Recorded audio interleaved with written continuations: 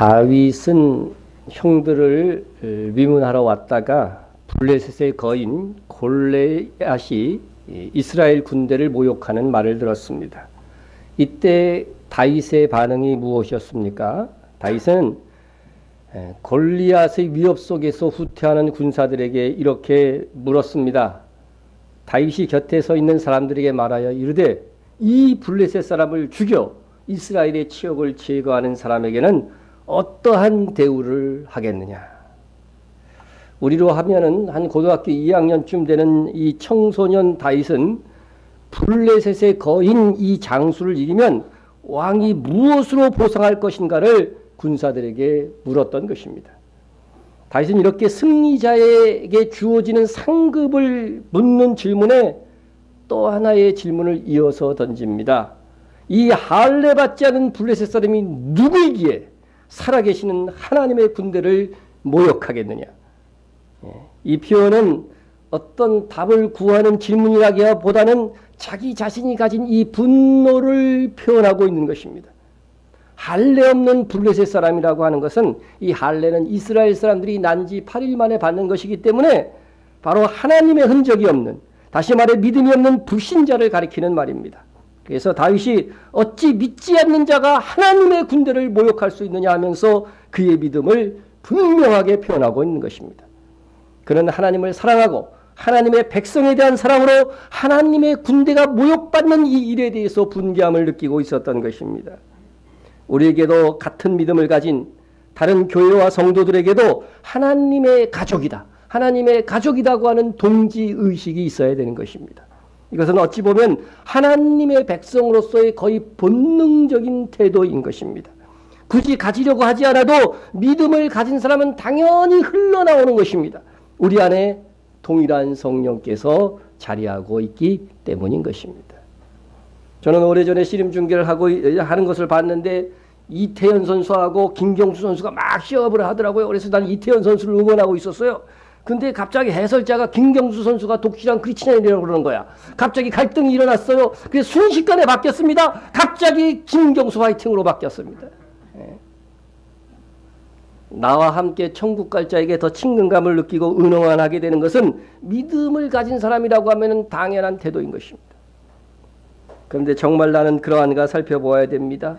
지방색이 우선인가? 신앙의 동료의식이 먼저인가? 저 사람은 나와 같은 고향이라는 이유 때문에 응원하고 지지할 수 있습니다. 그렇죠? 있어요. 그러나 그것보다 우리가 우선되어야 하는 것은 믿음입니다. 세상에서 같이 고향을 둔 사람보다 하늘나라를 같은 고향으로 둔 사람들이 더 그 사람들을 지지해주고 더 가깝게 지내야 하는 것입니다. 왜냐하면 우리는 영원히 함께 살 하나님의 가족이기 때문입니다. 그런 차원에서 우리에게 하나님의 사람이나 하나님의 이름이 모욕받는 현장에서도 아무 반응이 없다고 한다면 그것은 정말 우리의 믿음의 상태를 점검해 봐야 되는 것입니다. 믿음은 결코 숨겨질 수 없는 것입니다. 예수님께서는 우리를 뭐라고 하냐면 산 위에 있는 동네라고 해요. 산 위에 있는 동네. 산 위에 있는 동네 보셨습니까? 우리나라에서는 쉽게 볼 수가 없습니다. 근데 이스라엘에 가면요, 산 위에 있는 동네 천지입니다. 예, 산 위에 있는 동네. 유럽에 가도 산 위에 있는 동네들이 있어요. 이렇게. 예? 여러분, 예수님께서 왜 우리를 산 위에 있는 동네라고 했어요? 산 위에 있는 동네라고 말씀하시고 그것을 통해서 교훈하려고 하는 의도가 뭡니까? 산 위에 있는 동네가 숨겨지지 못할 것이요. 이 교훈을 위해서 말씀하신 것입니다. 숲속의 동네는 혹시 숨겨질 수 있을지 모르지만 산 위의 동네는 밝히 드러나는 것입니다. 누구나 찾아갈 수 있습니다. 길을 헤맬 필요도 없습니다. 하나님을 믿는 사람들은 생활 속에서 그 믿음이 확실히 나타나기 때문에 하루만 같이 생활해보면 야, 저 사람은 진앙인이구나, 저 사람은 참된 그리스도인이구나 드러날 수밖에 없다는 거죠. 만약 3년 만에 그가 그리스도인인 것을 알았어. 직장에서 가끔 그런 사람들이 있어요. 한 2년 동안 같이 직장 생활했는데 2년 만에 이 사람이 집사인 것을 알았어. 이 사람은 정말 예수를 믿는 사람이지 점검해 봐야 되는 사람이죠. 적어도 식사할 때라도, 그죠? 식사할 때라도 기도라도 하잖아, 최소한.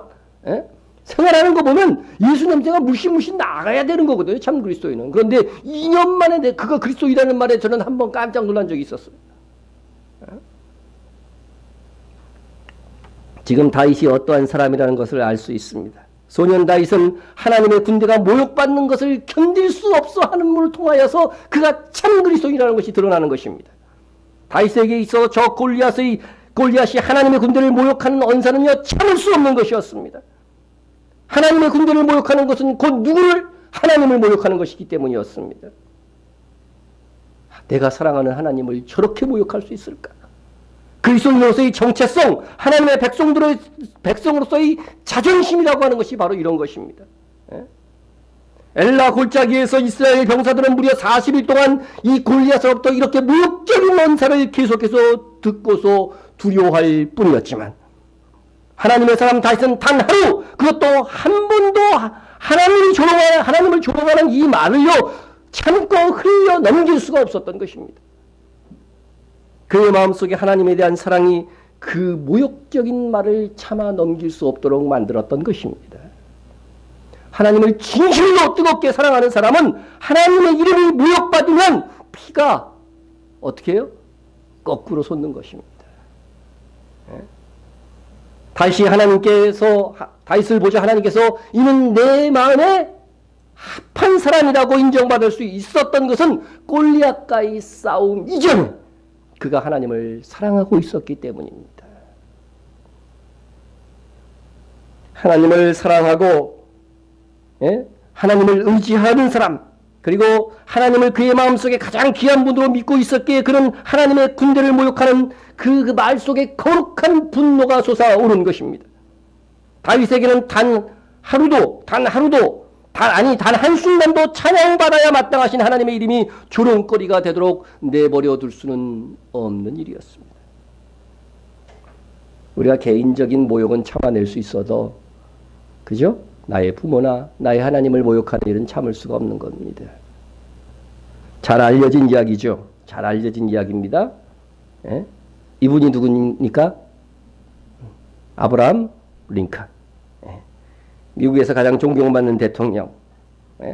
그런데 이 링컨을 선거 과정에서 가장 조롱한 사람이 누구였냐면 스탠톤이라고 하는 사람이었어요. 저급하고 교활한 어릿깡대, 그리고 고릴라의 원종. 링컨이 고릴라같이 생겼습니까? 막 이런 식으로 아주 그냥 막말로 비하한 그런 정치인이었습니다. 그러나 아브라함 링컨이 대통령이 된 후에 스탠톤을 국방장관으로 임명하였습니다. 링컨은 최대의 예절로 그를 대해주었습니다.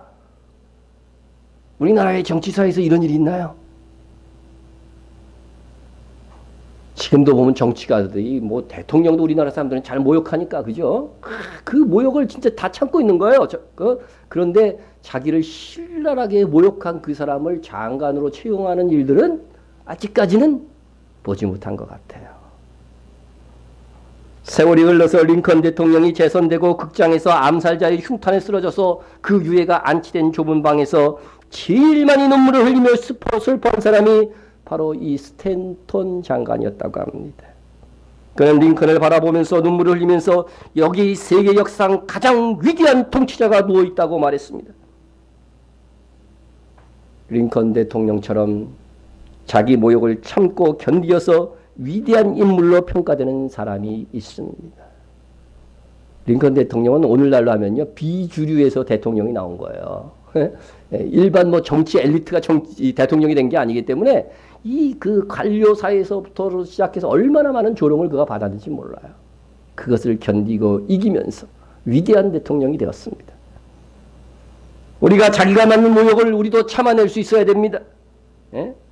가족을 사랑하기 때문에 직장에서 자기 모욕을 참고 일하는 사람이 우리 서민들 중에도 많이 있습니다. 예수님께서 자기 모욕을 참고 우리를 사랑하는 마음 때문에 십자가를 지신 것입니다. 그러나 하나님의 이름을 모욕하는 것까지는 우리가 참을 수가 없습니다. 그것은 예수님의 태도고 우리의 태도가 되어야 됩니다. 우리가 하나님을 모욕하는 언사를 듣고도 아무 반응을 보이지 않는다고 한다면 하나님께서 슬퍼하실 것입니다. 저는 인터세상에서 감히 우리 하나님의 이름을 도를 넘어서 모욕하는 사람들을 간혹 보게 됩니다. 달려가서 때릴 수도 없고.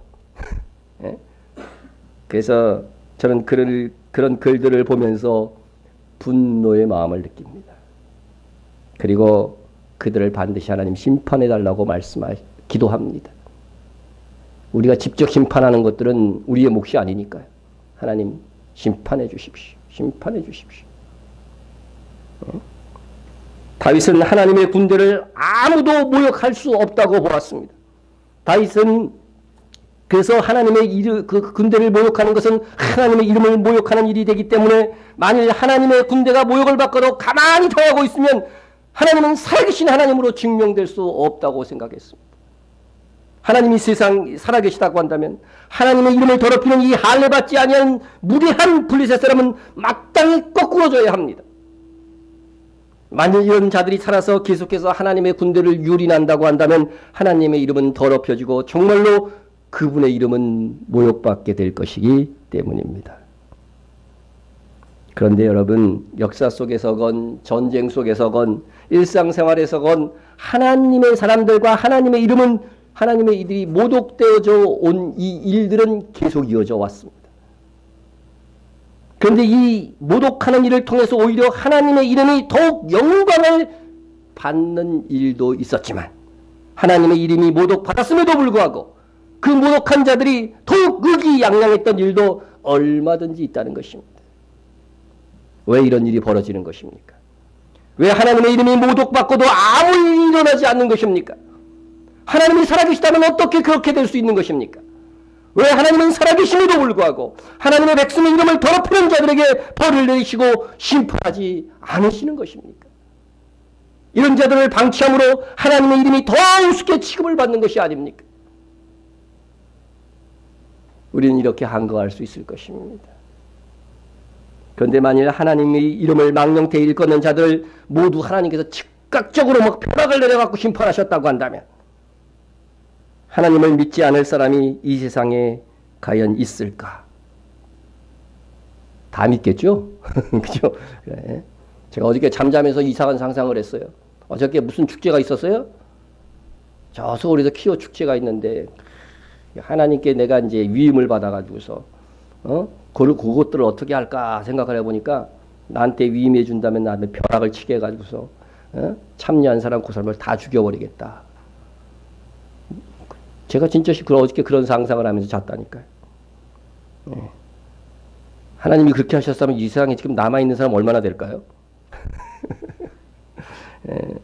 하나님의 심판이 즉각적으로 이루어져 모두가 믿을 수밖에 없는 상황에서 믿는다고 한다면 그 믿음의 진위는 정확하게 가려질 수가 없죠.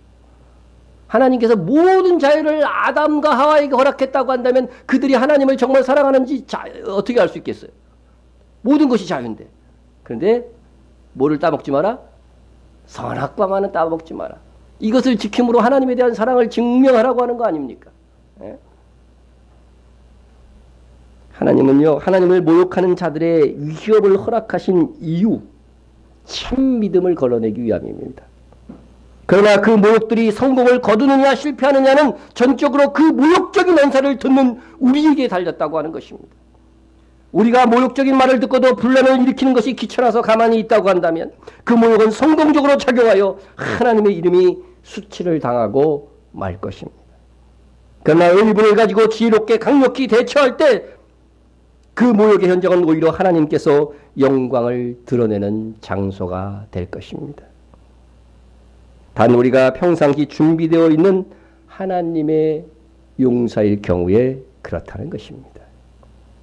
평상시 모범도 되지 못하고 진실하도 못한 사람이 하나님의 이름이 모욕당한다고 분노한들 사람들에게 하나님의 이름이 더 조롱받을 수 있습니다. 물론 주님 오시는 그 마지막 심판날에는 하나님의 이름을 모욕했던 자들은 가차없이 다 지옥의 밑바닥에 던져질 것입니다. 그러나 이 세상에서는 우리 믿는 자들이 어떠한 삶을 살고 어떻게 반응하느냐에 따라서 하나님의 이름이 영광을 받을 수도 있고 모독을 받을 수도 있습니다. 우리의 삶, 그래서 우리의 삶, 우리의 마음, 우리의 태도가 하나님을 영화롭게도 할 수 있고 하나님을 슬프게도 할 수 있다는 이 사실을 잊어서는 안 됩니다. 성도 여러분, 내가 품은 의분과 행동하는 믿음이 거룩하신 하나님의 권능을 이 세상에 나타내며 하나님의 살아계심을 증거하는 도구가 된다고 하는 이 사실을 잊어서는 안 됩니다. 예를 들어서 이웃에 사는 친구가 날마다 하나님의 이름을 조롱하는 말을 합니다. 예수 믿으면 밥 주냐? 뭐 이런 식으로 해갖고. 그럴 때 어떻게 해야 됩니까? 계속해서 그러면은요, 엄한 표정으로 경고해야 됩니다. 계속해서 그렇게 떠든다면 가만히 있지 않겠다고 말해 주어야 됩니다. 단순한 조롱이 아니라 하나님의 이름까지 조롱한다면 그렇게 해야 됩니다. 그러면 그가 악한 자일 텐데 네가 가만히 있지 않으면 어떡할 건데? 그럴 겁니다. 그러면은 어떻게 대답해 줍니까? 내가 믿는 하나님께서 너를 벌하여 달라고 내가 기도할 것이다. 그렇게 대답하는 것입니다. 그럼에도 두려워하지 않고 주의 이름을 모욕하는 발언을 한다면 실제로 그의 심판을 하나님께 기도해야 됩니다. 하나님은 정말로 우리의 기도를 들으시는 분이십니다. 전쟁 시기가 아니기 때문에 우리가 직접 그와 싸울 수는 없습니다. 우리가 기도하면 하나님께서 그를 심판하실 것입니다. 심판은 하나님께 맡기고 우리는 어떻게 돼요? 온유하게 있어야 되는 거죠. 그렇게 함으로써 하나님의 영광이 드러납니다. 네. 자, 우리 두 번째 주제로 골리앗이 하나님의 군대를 위협하고 있다면 누군가가 그를 대적해서 싸워야 합니다. 싸워야 합니다. 이기든 지든 누군가가 그를 상대하기 위해서 싸우러 나가야 됐습니다. 그런데 불행하게도 엘라 전쟁 때 이스라엘 군대 중에는 그런 용기를 가진 사람들이 없었습니다. 평상시에는 하나님의 능력을 외치던 사람들도 정말 용기가 필요한 상황이 되었을 때는 뒤로 꽁무니를 빼는 경우가 얼마든지 있습니다. 예수님의 12제자들 얼마나 믿음이 좋아 보였습니까? 예루살렘으로 올라갈 때 뭐라고 그랬어요? 에? 예수님이 주시는 그 위대한 그 자리, 에? 예수님이 왕이 될 줄 알고 내가 최고가 될 거라고 이렇게 얘기했던 그 사람들. 에? 베드로는 뭐라고 그랬습니까? 에? 예수님이 죽을지언정 내가 예수님을 떠나지 않겠다고 말했습니다. 그러나 예수님이 체포되자 도망하기 바빴고 두려워 숨었습니다. 위협 속에서 자기 보호 본능이 하나님께서 역사하실 수 있는 기회를 상실하게 하는 것입니다. 이것은 하나님을 믿는 사람들에 의해서 참으로 능력이 무한하신 하나님이 무능한 하나님으로 전락하게 될 수 있다는 것입니다. 역사 속에서 하나님의 군대가 왜 그 전쟁에서 패하는 것입니까? 왜 북이스라엘이 아수르에게 패하여 역사 속에서 사라져버려야 됐던 것입니까? 왜 남쪽 유다가 애굽에게 패하고 급기야 바벨론의 포로가 되어야만 했습니까? 왜 이스라엘의 군대가 성지 예루살렘을 차지하고 오늘까지 완전히 회복하고 있지 못하는 것입니까? 그리고 하나님을 믿는다는 수많은 나라에서 어찌 그렇게도 많은 전쟁에 패한 기록들이 있느냐는 것입니다. 세상 사람들이 하나님을 믿지 않는 사람들이 이것이야말로 하나님의 능력이 부족해서 패한 증거라고 말할 수 있을 것입니다. 그들은 하나님이 존재하는 것이 아니기 때문에 하나님의 나라들이 전쟁에서 패하는 것이라고 총할 수도 있습니다. 그럼에도 왜 하나님의 군대가 하나님의 이름을 부르는 사람들이 패할 수 있다는 것입니까? 하나님의 능력이 정말 부족한 것입니까? 하나님께서 번개와 우레 그리고 지진을 보내셔서 적군을 박살낼 수도 있는데 왜 하나님은 그렇게 하지 않으시는 것입니까? 하나님은요, 우리가 지난밤에 꾼 꿈도 다 기억하시는 분이에요. 꿈속에 죄진 분들 회개하세요? 네. 꿈속에라도 죄지면 회개하세요. 나의 의지가 조금 들어가 있을지 모르니까. 네? 하여간 그렇게 우리의 모든 것을 아시는 하나님인데 우리가 저 믿지 않는 사람들과 싸움을 걸었을 때에 왜 패하는 일들이 있느냐 하는 것이죠. 네? 그것은 하나님께서는 하나님의 영광을 하나님을 제대로 믿지도 섬기지도 못하는 사람들로부터 받으시기를 원하지 않기 때문인 것입니다. 성경 전체를 보세요. 이것은 면면이 흐르고 있습니다. 하나님을 믿고 다 구원받는 사람들인데요. 정말로 하나님을 잘 믿는 사람을 통해서는 하나님의 영광이 드러나지만 비리비리 믿는 사람을 통해서는 뭐가 나타나요? 하나님의 비참함, 하나님의 이름이 욕먹는 일들이 발생한다는 것입니다. 하나님은 하나님의 진정한 용사들로 하나님의 전능하신 능력을 만방에 나타내고 싶어 하십니다. 여호와의 손이 짧아 구원하지 못함심도 아니요 귀가 둔하여 듣지 못하심도 아니라 오직 너희의 죄악이 너희와 너희 하나님 사이를 갈라놓았고 너희 죄가 그의 얼굴을 가리어서 너희에게 듣지 않으시게 하매니라. 여러분, 이름뿐인 성도에게서 하나님은 하나님의 영광을 취하지 않습니다. 말로만 나는 하나님의 자녀라고 나는 교회 다닌다고 나는 기독교인이라고 하는 자들에게서 하나님은 하나님의 존귀와 영광과 능력을 나타내실 수가 없으신 것입니다. 하나님은 차라리 이방인들이 하나님의 이름을 모욕하는 것을 허락할지언정 하나님을 신실하게 믿지 않는 사람들을 통하여 하나님의 영광과 능력을 드러내시지 않습니다.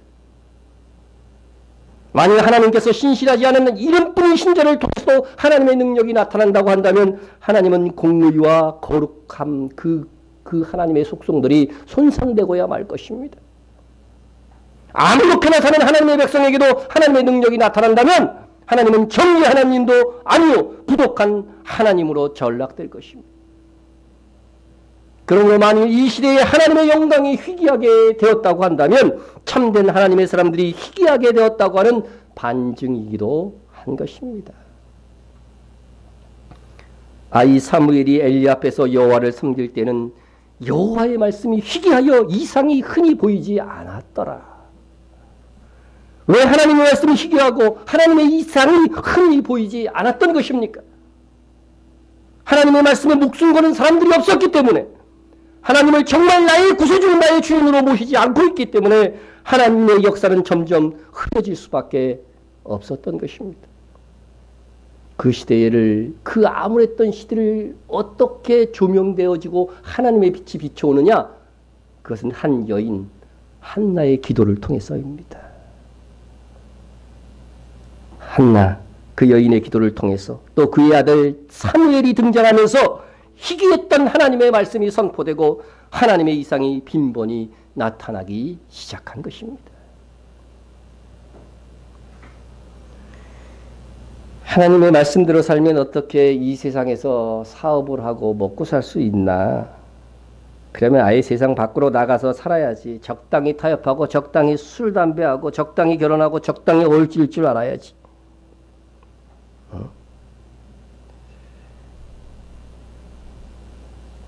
여러분, 그런 태도를 가지고는 이러한 신앙이 팽배한 자들은 세상에서 하나님의 영광을 드러낼 수가 없습니다. 여러분, 나로 인하여 하나님의 영광이 올바르게 나타나게 되고 하나님께 영광이 돌려질 수 있도록 세상에 외칠 수 있는 기도와 믿음을 행하는 자가 되어야 하는 것입니다. 아무도 하나님을 위해서 싸우려고 하는 자들이 없습니다. 다들 싸우려고 하지 않습니다. 이는 싸우기도 전에 이미 패한 겁니다. 아무도 싸우려고 하지 않을 때 누가 등장한 것입니까? 다윗이 등장한 것입니다. 하나님의 이름과 영광을 드러내기 합당한 사람, 하나님의 마음에 합한 사람, 위대한 하나님의 용사가 나타난 것입니다. 그러면 시대가 영웅을 만든다 그런 말들 흔히 하지요. 사람의 눈에 보기에는 정말 그가 때를 잘 맞다서 우연하게 영웅으로 등장한 것이라고 생각합니다. 그러나 영웅은 하나님에 의해서만 등장할 수 있는 것입니다. 영웅은 그냥 가만히 있다가 우연히 탄생할 수 있는 것이 아닙니다. 하나님은 하나님 앞에서 준비되어진 자를 당신의 영웅으로 만드십니다. 우리는 쉽게 그 사람 참 때를 잘 만나서 운이 좋아 그렇게 말할 수 있을지 모르지만 하나님 앞에서 우연은 없다. 우연은 없다. 성경 룻기를 보면은요, 룻기의 핵심 내용은 뭐예요? 희망이 없는 과부 룻이 보아스를 만나서 대를 이어서 결국 룻이 다윗 왕의 증조 외할머니가 되었다 하는 겁니다. 증조 할머니가 됐다는 거죠. 외할머니가 아니고 증조 할머니가. 그런데 이 룻이 보아스를 만나는 이게 이제 역사를 이루어가고 창조된 거 아니에요? 하나님의 은혜가 임한 거 아니에요? 근데 룻이 보아스를 이렇게 어떻게 만나느냐는 거죠. 어떻게 만나느냐. 예? 룻이 가서 배는 자들을 따라 밭에서 이삭을 줍는데 가난한 자들에겐 이삭을 줄 수 있는 권한을 줬죠. 하나님께서 우연히 그 많은 사람들의 밭이 있는데 엘리멜렉의 친족 보아스에게 속한 밭에 이르렀더라. 여러분 성경에서 가장 많은 기록을 남긴 사람의 이야기는 누군지 아세요? 다윗입니다. 예, 그의 출생의 기원이 되는 이 룻과 보아스의 만남이 우연이라고 기록하고 있어요. 우연히. 예? 여러분 우연과 필요는 반대되는 말이죠. 예? 우연과 하나님의 섭리는 서로 반대되는 개념같이 느껴집니다. 근데 우연이요. 우연히 하나님의 일이 이루어진 거야. 그러니까. 예? 그러나 이에 대한 설명은 어렵지 않습니다. 룻의 우연은 그녀가 아무런 사전 계획 없이 보아스의 밭에서 이삭을 죽게 된 것을 의미합니다. 이 하나님께서는 이 우연한 상황을 연출하시고 하나님의 놀라운 섭리 계획을 이루어 가시는 것입니다. 성경에서 사람의 우연이 하나님의 필연의 결과임을 그림처럼 보여주고 있는 거죠. 예? 인간의 입장에서 우연일지 몰라도 하나님의 입장에서 보면 절대로 우연이란 있을 수 없습니다. 사람도요, 어떤 사람을 이제 이렇게 만나게 해주려고 그러는데, 어떻게 돼요? 양쪽에 쫙 조작을 해가지고서 어떻게 돼요? 어느 지역을 다 지나가게 만들고, 이 사람도 그 지역을 다 지나가게 해서 만나게 할 수 있죠. 이 사람들은 뭐예요? 우연히 만난 거야. 그러나 뒤에서 그것을 계획한 나는 나의 철저한 계획 속에 그게 이루어진 거죠. 그죠? 네. 여러분, 하나님의 계획은, 하나님의 역사는 이 세상의 수많은 사건, 사고들 속에서, 수많은 만남 속에서, 지금 말할 수 없는 우연이 하루에도요, 수억, 수천 건이 이루어져요. 그 우연을 다 관장하고 계신 분이 누구세요? 하나님이십니다. 인간들은 1초 후의 일을 모르고 하나님의 영원한 계획을 모르기 때문에 답답함을 느낄 때가 많습니다. 자신에게 임하는 어떤 일들이 왜 일어난지 모르기 때문에 답답할 때가 있어요. 그래서 사람들은 우연이라고 하는 말을 하게 됩니다. 그러나 분명 우리가 알아야 할 것이 있습니다. 이 세상에 일어나는 모든 일들이 우연히 일어나는 것이 아니라고 하는 것입니다. 이것은 우리의 신앙관에 있어서 너무나도 중요한 것입니다. 내가 만났던 사람들, 나와 접촉하는 모든 사람들도 하나님께서 만나게 해주신 필연의 부분들이 있는 것이죠. 이것을 우리는 하나님의 섭리라고 하는 것입니다. 섭리라는 하나님의 목적하고 계획하신 바를 이루어 가시는 주권적인 행위를 말합니다. 성도들은 이 하나님의 섭리를 믿어야 합니다. 나에게 무슨 일이 일어난다고 하더라도 그것에는 반드시 내가 알지도 못하고 상상하지도 못한 어떤 뜻이 있다고 하는 것입니다. 그러면 우리가 우연한 상황 속에서 하나님의 계획한 섭리를 이루고자 한다면 항상 어떤 상황 속에서도 믿음으로 대응할 수 있는 영성을 유지하고 있어야 됩니다. 그러면 안 그러면 항상 믿음으로 준비되어 있지 않으면요, 그걸 놓치는 거예요. 그걸 의식하지 못하는 거죠. 그런데 다윗은 그것을 탁 포착할 수 있었습니다. 여호와의 말씀을 온전히 믿고 원수를 대적할 용기와 그 희박한 그 시대에 하나님은 한 사람에게 주목하고 계셨습니다. 그는 준비되어 있는 사람이었습니다. 그는 우연히 만난 골리앗과 이 만남에서 거룩한 분노를 가지고 싸울 수 있도록 평상시에 준비되었던 사람인 것입니다. 하나님을 위해서 싸울 수 있는 진정한 용사. 이스라엘에 하나밖에 없는 이 용사가 우연하게 골리앗의 맛을 듣게 된 것입니다. 하나님께서는 하나님의 영광이 드러내는 때도 손색이 없는 이 사람 다윗을 알고 계셨던 것입니다. 그래서 다윗이 아버지 이새가 우연히도 형들의 안부를 물어보라고 다윗을 시킨 것이 아닙니다. 왜 하필이면 다윗이 형들이 도착했을 때 그 많은 시간 중에 하나님의 군대를 모욕한 골리앗의 소리를 듣게 된 것입니까? 하나님을 위해서 싸울 사람은 다윗밖에 없었기 때문입니다. 사실 객관적으로 보면 거인 골리앗을 상대할 수 있는 사람은 그래도 이스라엘에서 다윗 빼고 누구를 찾는다면 누구를 찾겠어요? 사울 왕이에요. 사울 왕. 예?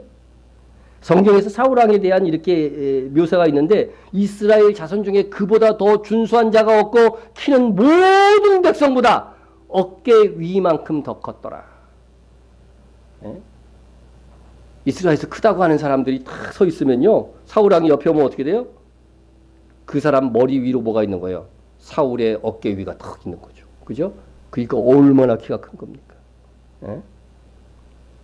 그러니까 거기를 상대하려면 누가 나가야 돼요? 사울 왕이 나가야 사울 왕이 나가야 돼요. 사무엘도 사울 왕을 백성 앞에 속게 할 때 이 탁월한 신체를 자랑하면서 얘기합니다. 너희는 여호와께서 택하신 자를 보느냐? 모든 백성 중에 짝할 리가 없느냐. 모든 백성에서 사울보다 큰 사람이 없었다는 거예요. 그래서 사울 왕은 골리앗과 싸울 수 있는 적격의 사람이었습니다. 그 위에도 성경에 설명된 뭐 아브넬이라든가 그 이스라엘의 상당한 장수들이 있었습니다. 그러나 그들은 싸우려고 하지 않았습니다. 싸울 수 있는 사람이 싸우지 않았습니다. 할 만한 사람이 하지 않고 있습니다. 핑계를 대고 있습니다. 여러분은 사울입니까? 다윗입니까? 이렇게 물어보는 순간 갑자기 기분이 별로 안 좋아지려고 그래요. 에? 여러분은 사울입니까? 다윗입니까? 그러면 사울이 되고 싶습니까? 다윗이 되고 싶습니까? 여기서까지 나는 그냥 사울 될래 하는 사람은 싸울 수 있는 자리를 회피하신 적이 없습니까?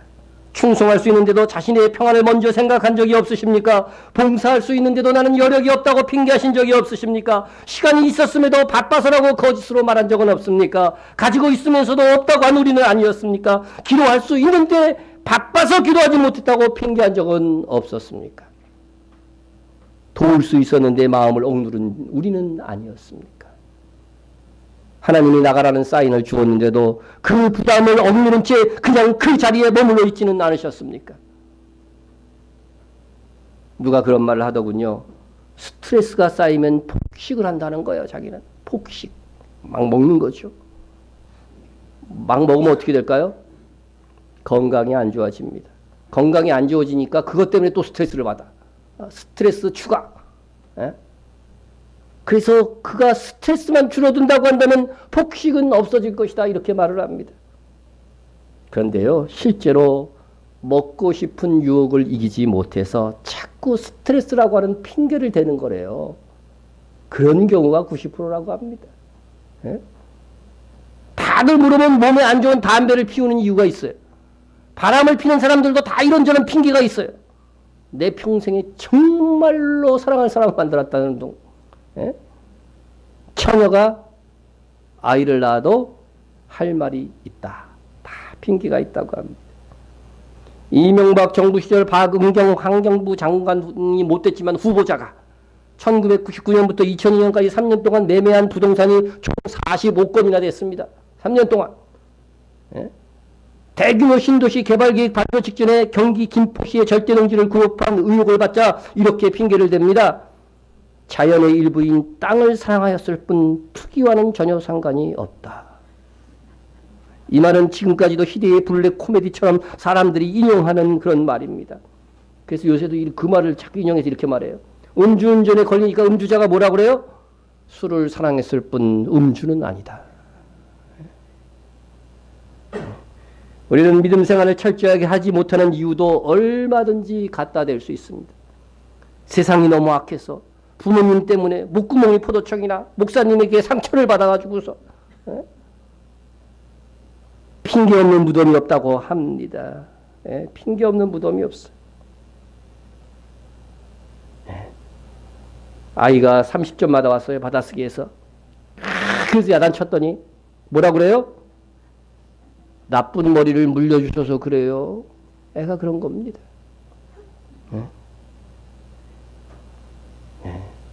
죽은 사람들에게 물어보면 왜 죽었습니까? 물어보면 다 이유가 있다는 말에서 핑계 없는 무덤이 없다는 말이 나왔습니다. 그러나 진실로 하나님 앞에서 우리 자신을 살펴보면 내가 저지른 잘못을 포장하는 것에 불과한 것입니다. 하나님 앞에 섰을 때에 우리의 핑계가 통할 것이라고 생각하면 그것이야말로 착각입니다. 하나님은 정말 우리의 심중을 아십니다. 정말 우리의 심중을 아세요. 그래서 하나님의 심판대 앞에 서면 뭐 한다고 그랬어요? 심판석이라는 말은 사실 재판이라는 말이에요. 아셨어요? 네? 제가 사진 찾아보니까 재판이라는 뜻이더라고, 그게 다. 어? 하나님 앞에 심판받을 때 너희 스스로 어떻게 된다고? 하나님 앞에 직고하게 되리라 그랬어요. 그때는 거짓말을 할래야 할 수가 없어요. 그냥 내가 한 행동, 내가 정말 그때 정말 스트레스 때문에 그런 거냐? 정말 먹고 그 식욕의 그 욕망을 못 이겨서 그런 거냐? 스스로 내가 말하게 될 겁니다. 그날에는. 핑계 댈 수가 없는 거예요.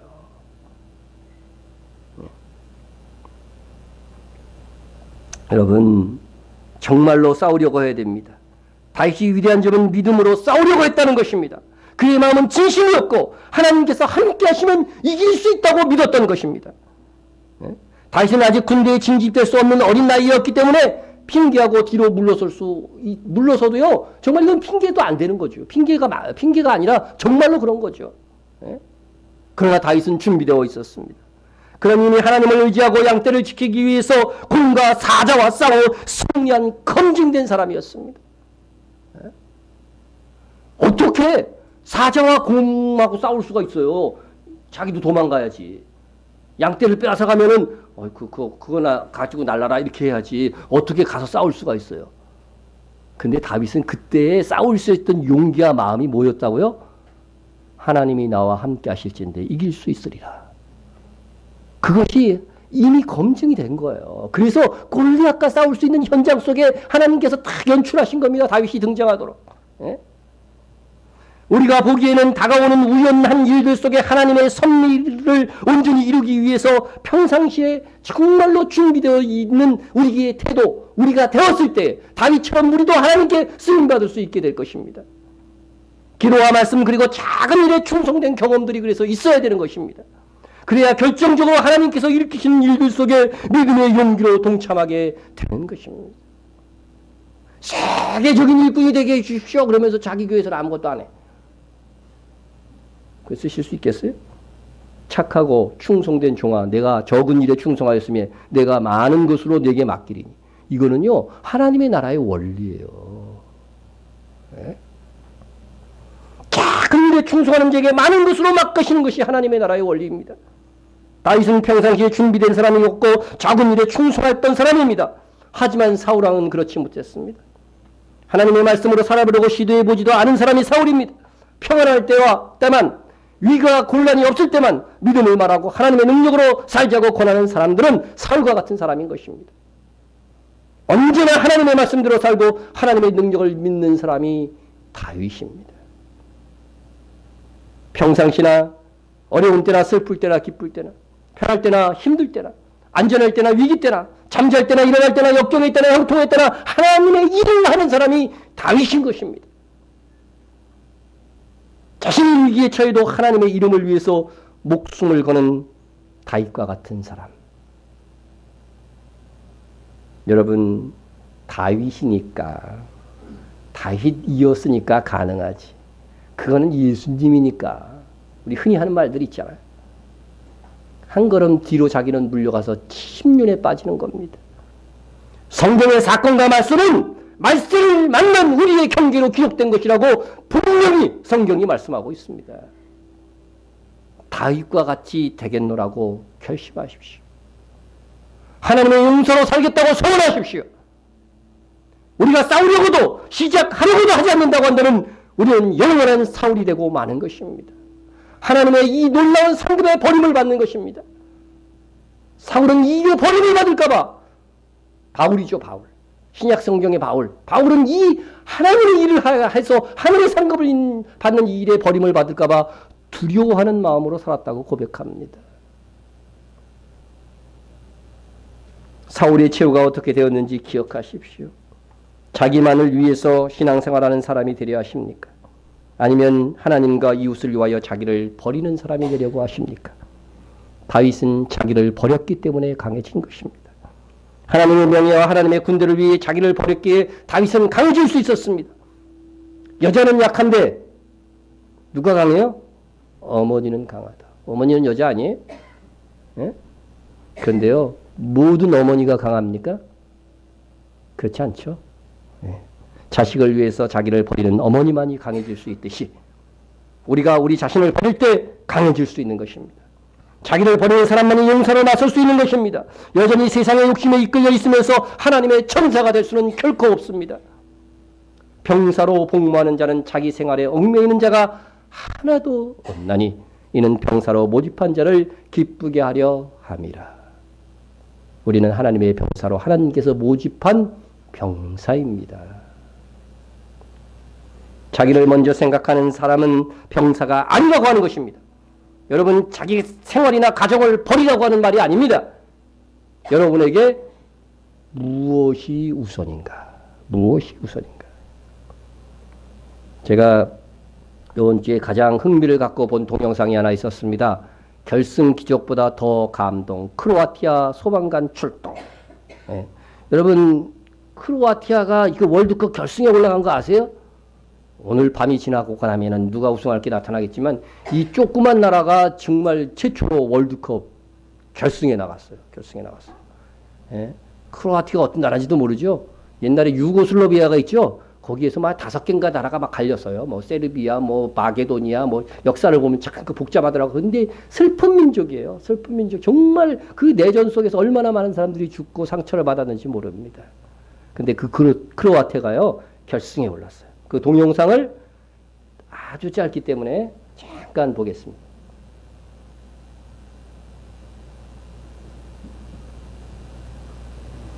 네? 아, 맨 밑에.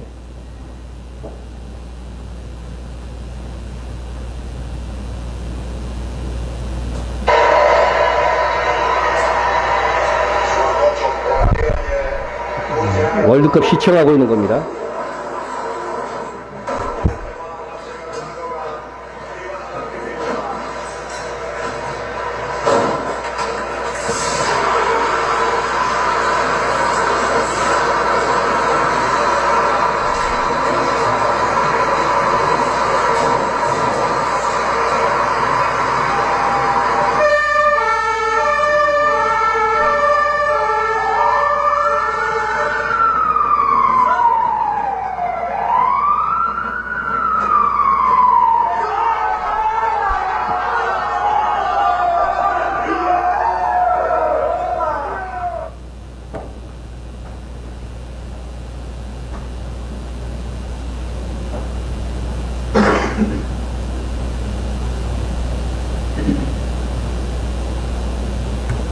예. 이 영상을 감이 잘 안 오시는 분을 위해서 조금 설명해 드리면, 이 크로아티아 인구는 400만 밖에 안 돼요. 우리나라 그 진짜 인구에 비하면 정말 5천만에 비하면 아무것도 아닌 거죠. 근데 이게 결승에 올랐는데, 이게 이제 소방관들이 경기를 이렇게 보고 있는데, 예? 투철한 직업의식을 보여줍니다. 갑자기 어떻게 출동 명령이 떨어진 거예요. 그러니까 어떻게 보다가 그냥 바로 그냥 움직여가지고서요. 이제 출동 준비를 하고 삐삐뽀뽀 사이렌 울리며 나가기까지 걸린 시간이 약 30초입니다. 30초. 30초 만에 다 출동한 거예요. 예? 그리고 영상은 이렇게 이제 출동하고 나서 빈자리에 출동에 배제된 몇 명 이제 소방서를 지키고 있는 직원들도 있어야 되잖아요. 그 직원들이 팀의 승리를 확인하고 곧바로 확인하고 막 얼싸안고 자축하는 그런 현장인 것입니다. 이 영상으로 자국 축구팀의 이 기적을 앞둔 채 이때 러시아와의 경기 시청했다고 그래요. 1초의 망설임도 없이 출동하며 또 다른 기적의 드라마를 만들어간 이 소방관들에게 찬사가 이어졌다는 겁니다. 소방관들은 온 국민과 함께 조국의 월드컵 8강에서 러시아에게 승리하는 기쁨을 나누고 싶었을 것입니다. 크로아티아는 러시아의 경기에서 연장전까지 가서 승부차기로 비겼어요. 근데 그 승부차기가 이 영상을 보면 불과 1분이면 그 승리를 확인하고 출동할 수 있는 거예요. 그러나 그들은 우선적인 과업 속에 단 1초의 머뭇거림도 없었습니다. 페널티킥이 이제 마지막 차고 요거 결정이 되는 건데 그거만 보고 가자 출동하자 그렇게 하지 않은 거예요. 그냥 바로 출동한 거죠. 그냥. 우리가 하나님 앞에 이럴 수 있어야 됩니다. 하나님의 일을 우선하는 일들에 망설임이 없어야 됩니다. 주일을 지키고 예배에 참석하는 것이 단 1초 망설임이 없어야 돼요. 친구가 주일날 어디 놀러 가자 그러면 어떻게 돼요? 1시간 동안 헤매다가 맨 끝에 나 안 갈래 이게 아니고 그죠? 1초 망설임도 없어야 돼요. 이 부분에 있어서 저는 정말로 그랬어요. 단 회사에서 나오라 그러면 저는 안 가요. 자르라면 자르세요. 그랬어요. 1초의 망설임도 없었어요. 네. 저는 이 영상을 보면서 정말 이런 생각을 했어요. 주께서 갑자기 나를 쓰시고자 할 때에도 항상 머뭇거리지 말고 출동할 수 있도록 준비가 되어 있어야겠구나. 여러분, 우리가 세상에서 삶의 여유를 누릴 수 있습니다. 하나님께서는 우리에게 그렇게 삶의 여유를 누릴 시간들을 충분히 주십니다. 그러나 주님이 급히 일할 자를 찾고 부르실 때에 주여 내가 여기 있나이다. 내가 나를 보내소서. 지체하지 않고 달려갈 수 있다면 우리 하나님이 얼마나 기뻐하실까. 예? 이를 위해서 항상 준비되어야 됩니다. 그러기 위해서는 항상 마음의 그릇을 깨끗하게 하고 쉬지 말고 기도하고 하나님의 말씀의 지혜와 능력으로 무장되어 있어야 합니다. 우리 다 같이 하나님께서 언제나 불러 쓰실 수 있도록 오늘 깨어있는 삶을 삽시다. 우리 통성으로 기도하겠습니다. 항상 주님께서 마음껏 쓰실 수 있는 일꾼으로 준비되어 있도록, 그렇죠? 그 준비 과정이 무엇이되어야 하는 것들 기억하시기 바랍니다. 주여 나를 사용하여 주옵소서. 우리 교회를 이 시대에 사용하여 주시옵소서 하고 기도해 주시기 바랍니다. 나라를 위해서 기도하시기 바랍니다. 대통령, 이와 위정자들을 위해서 기도하시고 군인들을 위해서 기도해 주시고 국회를 위해서 기도해 주세요. 이스라엘의 회복과 선교사들을 위해서 기도해 주시기를 바랍니다. 아버지, 우리의 선교가 더욱더 힘을 얻어 나아갈 수 있도록 위해서 기도해 주시고요. 북한 및 박해받는 세계 성도들을 위해서 기도하십시오. 우리가 기도하면 그들이 박해받은 그들의 순교의 상도 우리의 것이 될 수 있습니다. 기도해 주시고요. 교회의 부흥을 위해서, 목회자를 위해서 성도 간에 서로 중보하면서 기도하시기를 바랍니다. 다시 통성으로 기도합니다. 사랑의 하나님 아버지, 감사합니다. 하나님, 정말 주님의 쓰임받고 싶습니다. 그런데 적은 일에 충성된 자가 더 많은 일들을 할 수 있다는 말씀을 듣습니다. 우리에게 주어진 아버지의 이 적은 일들 충성하고 헌신되어져서, 그리고 항상 깨어있어서 항상 거룩하고 항상 아버지 하나님의 아버지 앞에 쓰임받을 수 있도록 불편하지 않은 일꾼이 되게 하여 주시옵소서. 날마다의 경건을 쌓아가게 하여 주시옵소서. 그래서 주님이 부르실 때 언제든지 출동할 수 있는 당신의 중 되어지게 하여 주시옵소서. 주여 나를 사용하여 주시옵소서. 하나님의 거룩하신 가업 속에 하나님의 큰 일에 나를 사용하여 주시옵소서. 우리 교회를 사용하여 주시옵소서. 이 작은 교회를 통하여 정말 큰 교회를 부끄럽게 하시고 아버지 하나님의 정말 하나님의 빛나는 사역들을 감당케 하여 주시옵소서. 나라를 위하여서 기도합니다. 아버지, 나라를 지켜주시고 대통령에게 지혜를 주시고 총명을 주시옵소서. 아버지 하나님이여, 이 나라를 붙잡아 주시고 사랑하여 주시기를 간절히 빌고 원합니다. 국회도 아버지 하나님이여 올바른 입법들이 세워지게 도와주시옵시고, 아버지 하나님의 하나님을 믿는 자들이 국회에 더 많이 들어가서 하나님의 역사를 이루고 아버지 하나님의 정말 악법들을 막아낼 수 있도록 주님께서 함께하여 주시기를 간절히 빌고 원합니다. 아버지 하나님의 이스라엘의 회복을 위해서 기도합니다. 아버지, 날로 부흥하는 우리들이 지원하는 교회들이 되게 도와주시고 선교사들 있는 현장 속에서 최선과 힘을 다하게 도와주시기를 간절히 빌고 원합니다. 아버지, 북한 및 박해받는 세계의 성도들이 있습니다. 곳곳에서 믿는다는 그 이유 하나 때문에 아버지의 고통받고 괴로움을 받고 아버지의 고난을 받는 성도들, 그들이 영광스러운 하늘의 상에 있다는 것을 기억하게 도와주시고 이겨내고 강건케 하여 주시옵소서. 그들을 안전과 그들을 보호하여 주시옵소서. 우리 교회를 살펴주시고 깨어있는 교회, 말씀 충만 성령 충만의 교회가 되게 도와주시고 하나님을 경외하는 교회가 되어지게 하여 주시옵소서. 깨어있는 이 몸 되어지게 도와주시고 아버지, 우리 성도들, 아버지 연약한 성도들을 붙들어 주시기를 간절히 빌고 합니다. 미련한 성도들을 붙들어 주시기를 바랍니다. 강하게 하시고 경고케 하여 주시기를 간절히 빌고 합니다. 죽으면 죽으리라 의 신앙으로 무장될 수 있는 모든 성도들 될 수 있도록 주님 함께하여 주시옵소서. 예수님의 이름으로 기도드립니다. 아멘. 우리를 지극히 사랑하시는 하나님, 우리가 예수님을 진실로 사랑하여 주의 이름이 모욕받을 때에 견딜 수 없는 믿음을 주옵소서. 정말 용기를 내어 주의 일을 하여야 할 때에 핑계를 대지 않고 아버지 뒤로 물러서는 자가 아닌 다윗처럼 헌신하는 믿음을 주옵소서. 주님께서 쓰시고자 하실 때에 언제나 용기를 낼 수 있도록 항상 경건의 훈련으로 준비된 용사가 되고 싶습니다. 성령 충만하게 하시고 마음을 청결하게, 심령이 강건하게 준비되어 하나님께서 결정적으로 일하실 때마다 주님의 이름을 드러내는 자로 사용되는 교회 일하는 성도 되게 하여 주옵소서. 예수님의 이름으로 기도드립니다. 아멘. 우리 다 같이 자리에서 일어나서